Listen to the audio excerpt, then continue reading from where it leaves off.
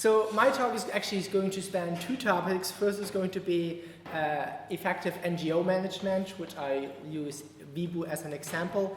And because I was just at Oxford, I've had the chance, which was a very inspiring conference, I had the chance to learn what's really more going on at the moment in the EA community on a global level. And I added a few slides about the intercausal impact by promoting plant-based products and eating.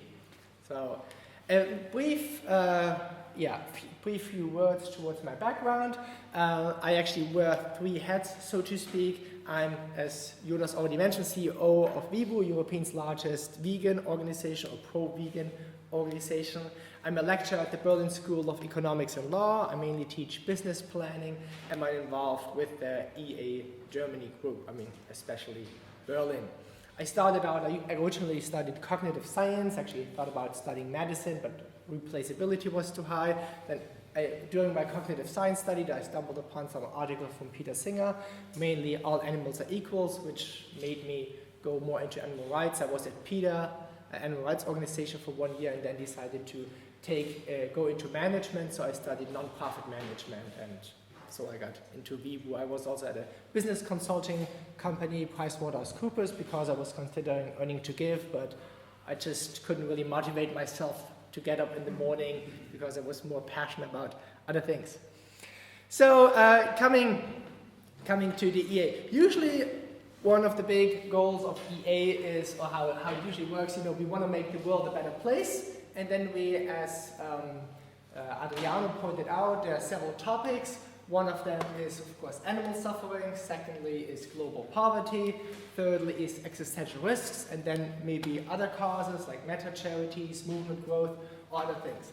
And this is usually how the movement is split up. And then in each of the causes, in each of the areas, you have like a meta-charity, like we just heard, for example, in animal cause, you have animal charity evaluators, and they evaluate organizations and interventions. In global poverty, you have organizations like GiveWell, which look at the different interventions organizations, and then for the existential risk the same, and of course here you might also, in other causes, you might have different charities.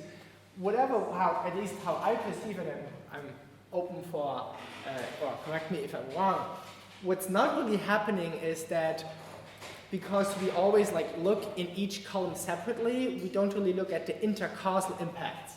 So for example, if we reduce poverty and we get more people, to have a more Western lifestyle, probably the way Western lifestyle is, animal suffering goes up.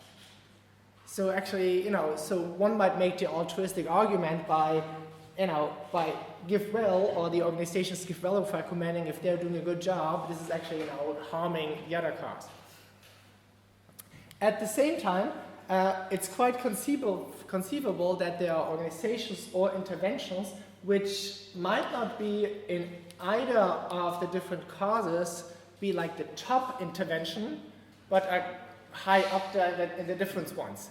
So what I'm saying, for example, just imagine there's an intervention which rated by animal charity evaluator is maybe not doing 100% compared to other interventions, but maybe just 80%.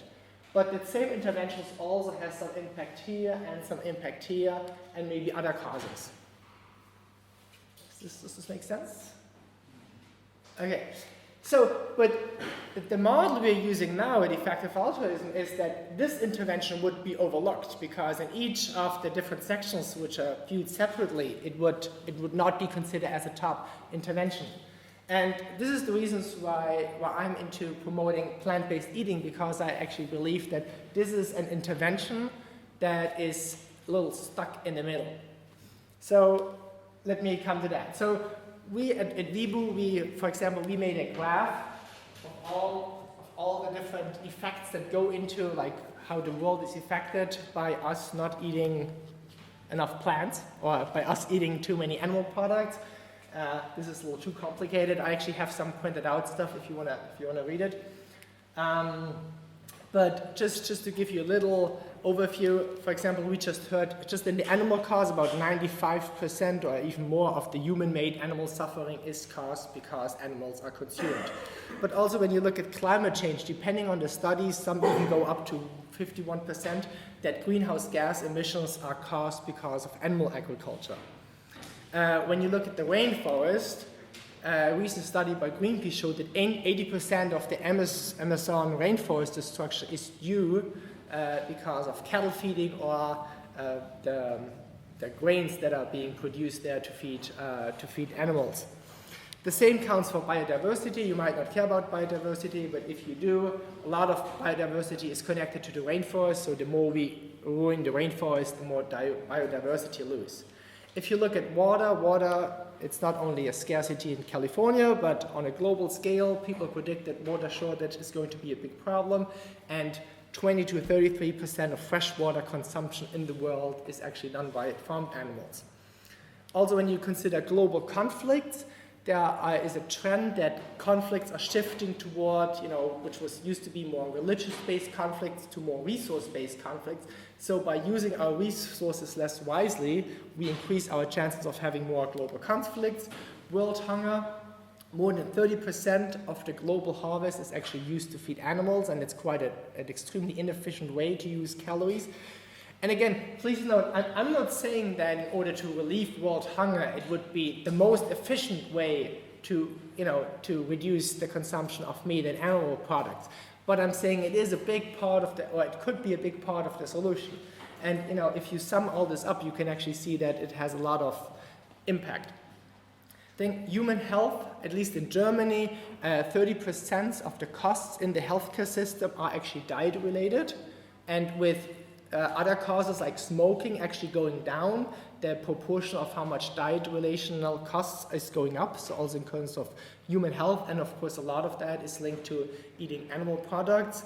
Epidemics, just one statistics, 80% of the worldwide antibiotics are used in agriculture, so in factory farms, and if you actually think about a condition, how to create the best superbug or super bacteria, you're actually cramming a lot of animals together in really filthy conditions and giving them a lot of antibiotics and a lot of time to create, new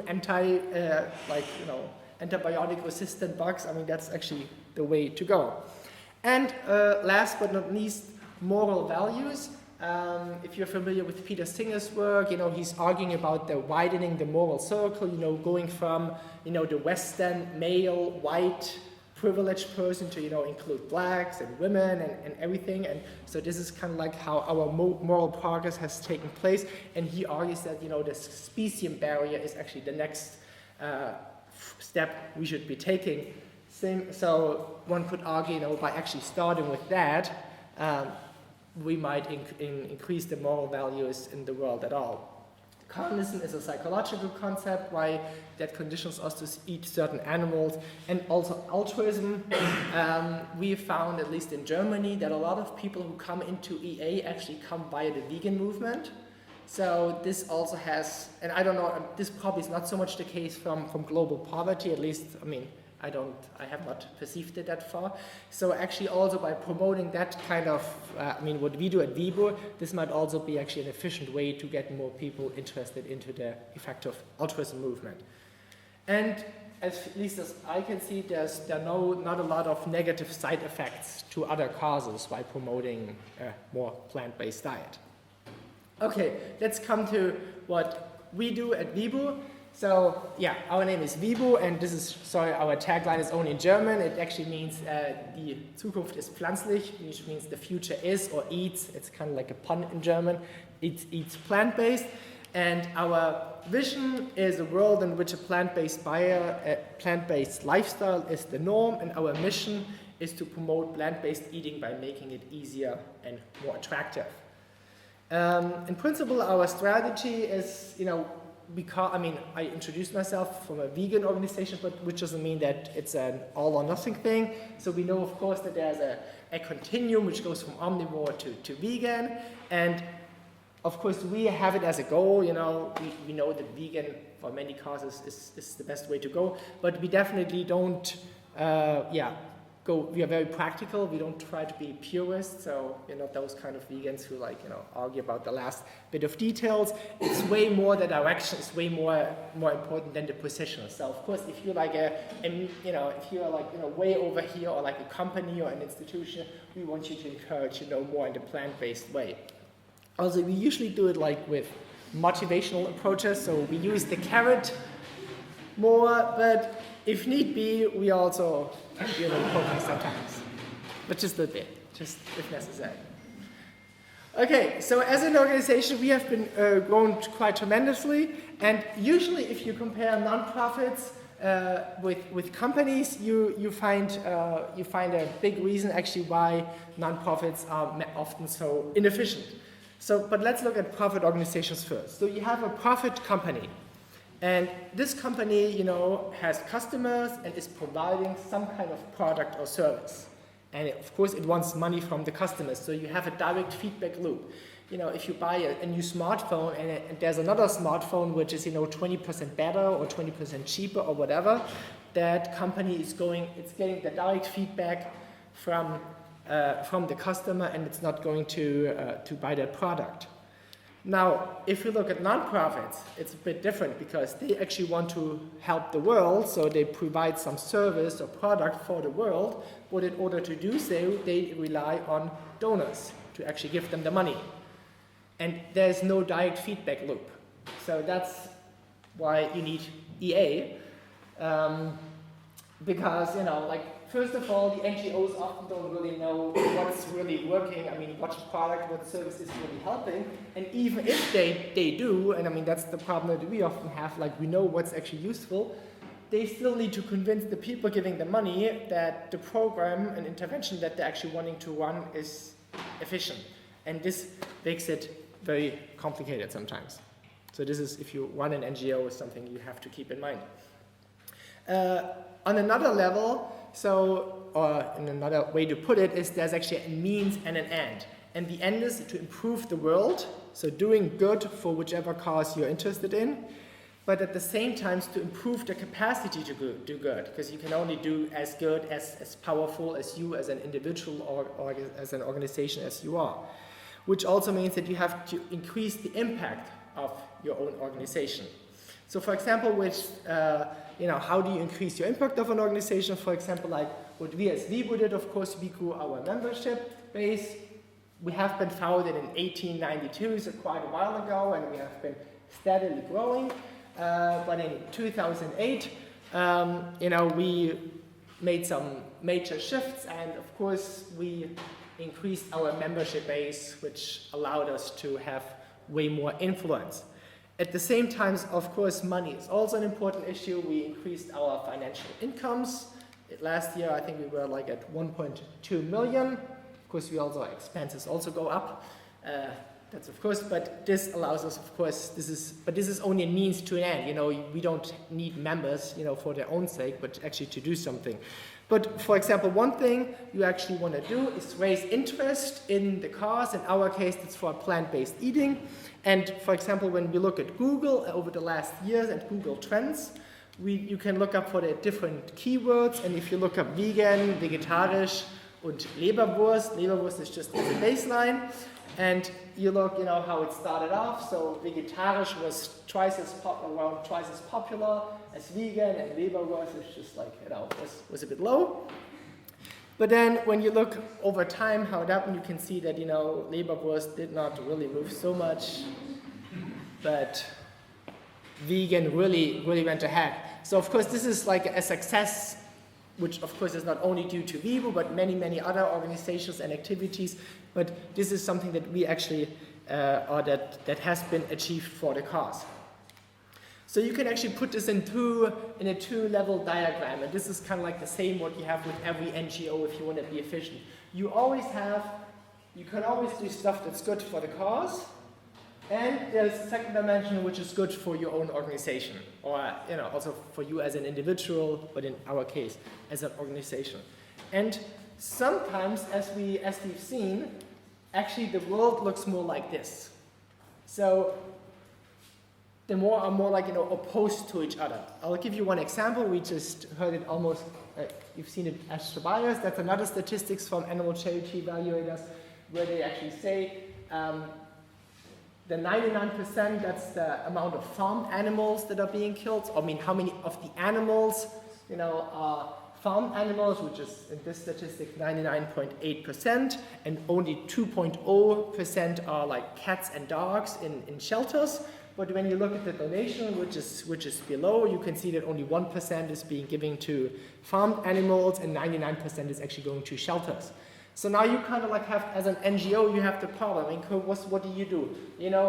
If you want to get money, it's really good actually to care about shelters and cats and dogs, because that's where you as an organization are getting your resources. But that good for the cause, it's actually to focus more on farmed animals, and this is a general challenge. But thanks to EA, I think that gap is a little closing, and it actually looks more like this, because when you look like at animal charity evaluators, pretty much what they're doing, they're saying, well, you get money if you actually do what's really helping.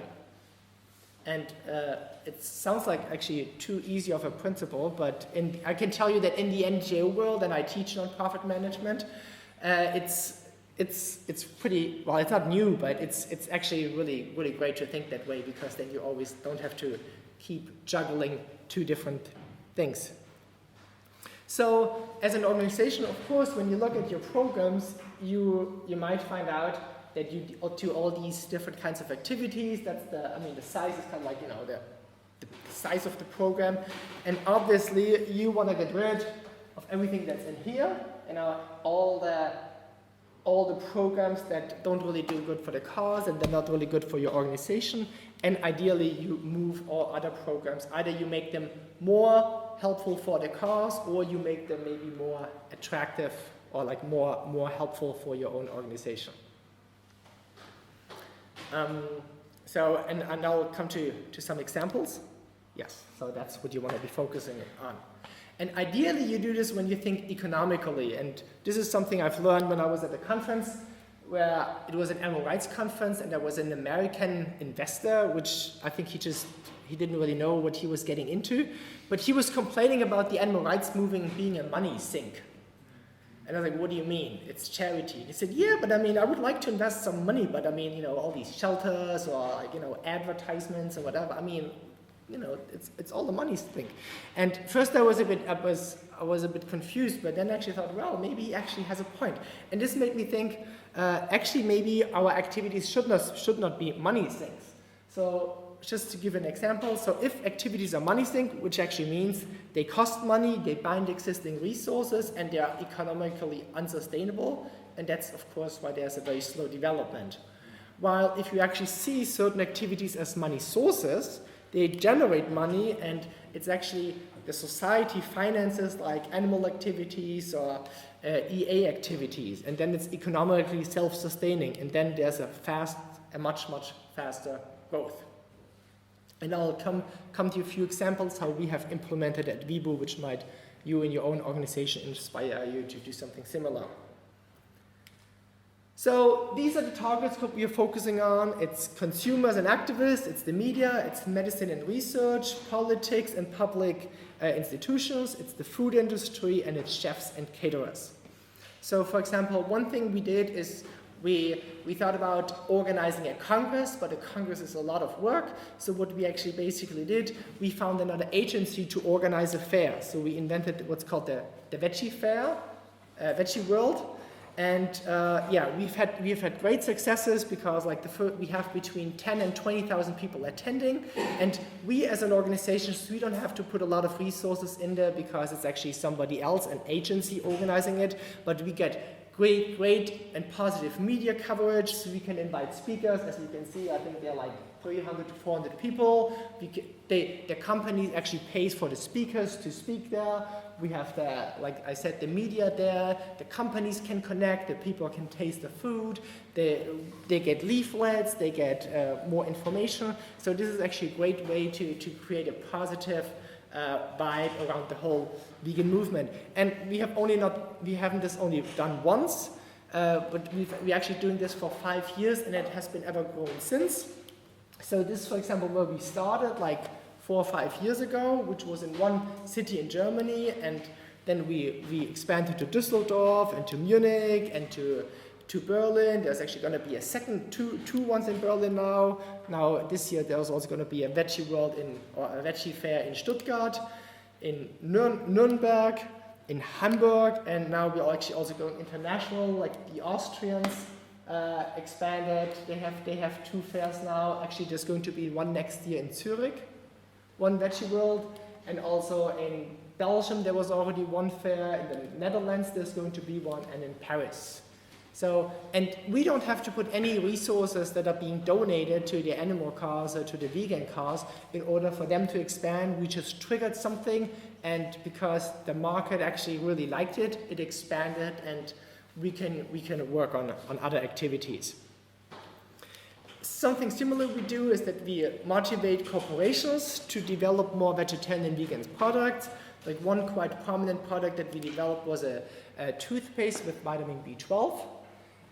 If you're familiar with a vegan diet, you know that vitamin B12 is always like a sensitive issue, and studies actually showed a few years ago that European vegans, or especially German vegans, are quite unhealthy, which of course doctors don't like. But the problem was it was mainly because of vitamin 12. Everything else was fine. But Germans don't like to take pills, so that was not so much an option either. So we just thought, okay, what's something that people actually do? They use toothpaste, at least I hope so. So we just got together, did a bit of research, and then we found a company which we incentivized by being able to make a lot of money, and they then in more detail developed that whole product, and now I think they're selling like 400,000-500,000 of those toothpaste a year. And as a result of that, some recent studies actually, amongst others, but a recent study amongst vegan actually showed that they're way more healthy. So vitamin B12 is not so much of an issue anymore, in Germany at least. Then we also helped, for example, a company that made dog food to develop some vegan dog food, also some frozen food manufacturer to manufacture frozen food for vegans, just to make it more convenient, or to make gummy bears.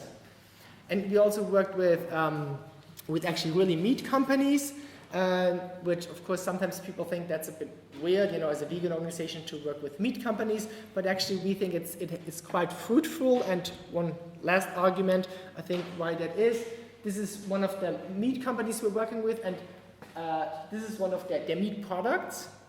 So, because they sell both now, they sell vegetarian options and meat products. So you buy the meat product, you open up the lid, and before you peel it off, that's actually where they promote their vegetarian products.